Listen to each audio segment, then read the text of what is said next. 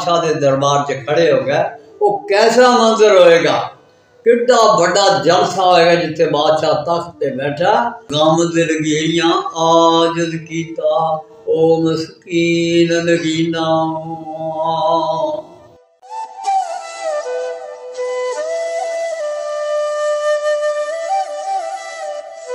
वो जेड़े पिछले पिंड वाले सी उन्होंने उन्हें पाया सी, बहुत तगड़ा पहलवान अंबरसर सी पिंड सी। हाँ जी, जिस तरह कंक कले का अंबरसर की शरीफ पहलवान मौलवी मशहूर सी, इस तरह ये भी मशहूर सी।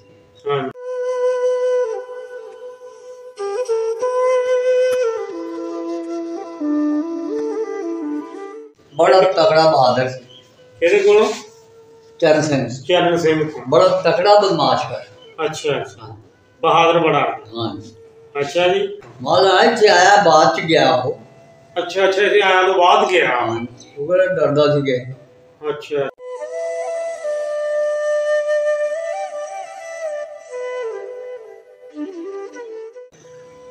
अव्वल यूसुफ दिलबर सोना अखियां दी रोशनाई, और खेडन गया न वापस आया, खबर न लगी काई।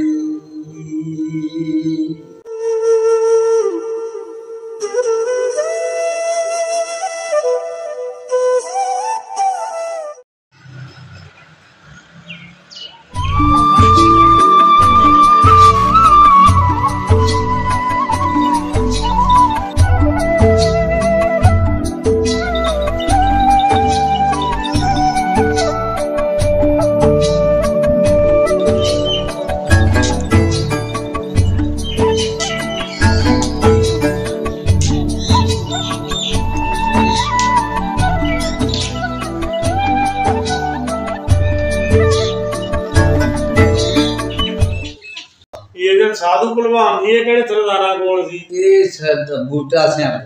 बूटा सिंह को ये पिछों गलालीपुर दे सी, मैनू दस्सिया बंदे ने। पिछों जेड़ा गलालीपुर सी ना, उसे पिंड दे सी। उथों पिंड दा सी, इत्थे आउंदा हुंदा सी इन्हां कोल। बहुत बड़ा तगड़ा भलवान सी। हां जी, जदों पार्टीशन होई ये इत्थे आ गया, झट इत्थों चले गए। वो जेड़े पिछले पिंड वाले सी उन्होंने उन्हें पाया सी। हाँ जी, वो पिछले गलालीपुर में बहुत तगड़ा पहलवान अंबरसर सी पिंड सी। हाँ जी, जिस तरह कंक कले का अंबरसर की शरीफ पहलवान मौलवी मशहूर सी, इस तरह ये भी मशहूर सी। हाँ जी, अपनी मौत मर गया ना सी एदा। हाँ जी, हाँ जी, इत्थे लोग इत्थे जमाया, इत्थे भी बहुत घेर लेंदे हुंदे सी। बड़े बड़े पहलवान ढाए उन्हें जी। कोई हुण सानू सुना दो इहदे विच शेर कोई। हर तरह का शायर होया जी। अल्लाह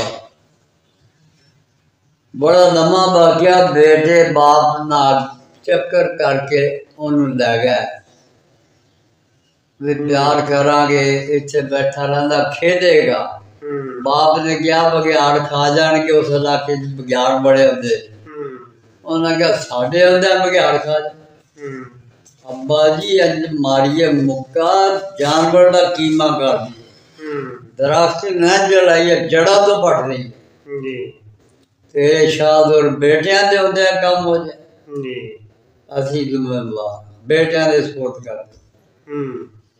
उन्होंने जिस वे शाम में मुड़े बकरा ज़िबा करके यूसुफ अलैहिस्सलाम दा कुर्ता दे नाल खून ना भर के उन खूह छिट के आ गए, तो रोंदे कुलांदे गया उन्हें बघियाड़ खा गया।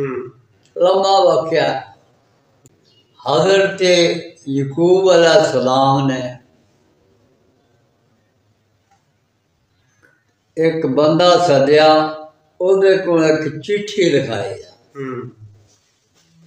कि वक्त के बादशाह ने मेरी चिट्ठी ले दे। वो चिट्ठी च बाबा जी गम दे मोती परोंदा है। अल्लाह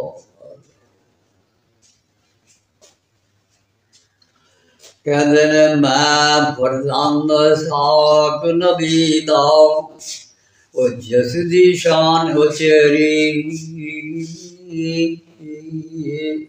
इब्राहिम खलील रबाना वो जद मुबारक मेरी इतनी पिछे साड़ी तरफों वो बहुत सलाम तुसानू ऐशा मुल्क मिस्र दे वाली तेरा नाम ना याद असानू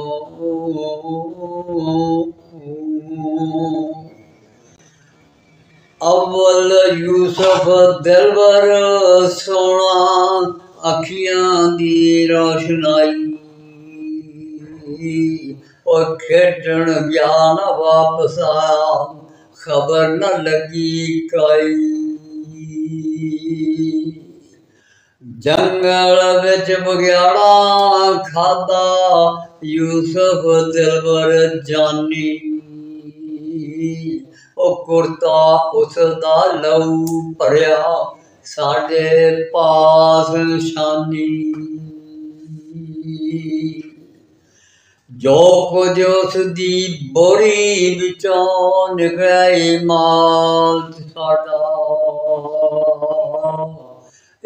कम बिनिया में न कीता ए यकीन साडा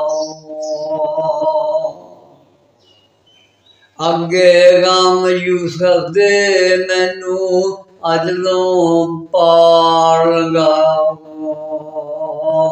हुण गमां दी बागी अंदर तुसी गम दा बालन पाया बादशाह ने चिट्ठी सुनी ते रश पै गया बड़े लम्बे वाक्या बहरहाल जो चोरी भरा छड़ाउण गया वाह न चली बादशाह के दरबार च खड़े हो गए वो कैसा मंजर होएगा कितना बड़ा जलसा होएगा जिथे बादशाह तख्त पे बैठा उन्होंने कोई पता नहीं साडा भरा यूसुफ का खान पता मेरे भाई ते उन्होंने तो मेहनत करते हैं जाती वर्त गई उस वेले उपर प्यारिया भाइया पेश अदालत होकर सबना ते अरज़ां बहुत सुनाइया बहुत ज़ईफ़ ते नहायत बुढ़ा इसदा बाब नबीना गम दिलगिरियां आजद कीता ओ मस्कीन नगीना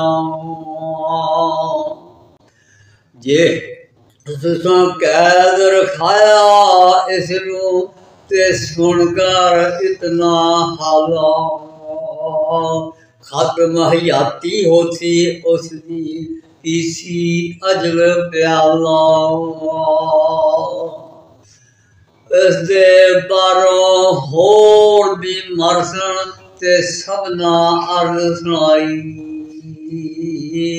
इस दे बदले कैद रखो तुसी साडे विचों एक भाई